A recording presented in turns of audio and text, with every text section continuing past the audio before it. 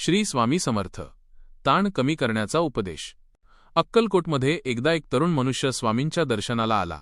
चेहरा चिंतेने भरलेला, डोळ्यात थकवा आणि मनात हजारो विचारांची गर्दी.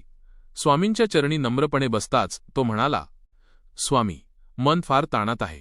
काम होत नाही, मन जमत नाही. भीती वाटते. काय करू? स्वामी काही क्षण शांत राहिले. तरुणाला वाटलं, स्वामी कदाचित रागावले का? पण स्वामी शांत नजरेने त्याच्याकडे पाहत म्हणाले, ताण हा मनाचा भार असतो, पण हा भार तूच उचलतो आहेस. ज्याच्यावर खरा आधार आहे त्याच्याकडे का नाही देत?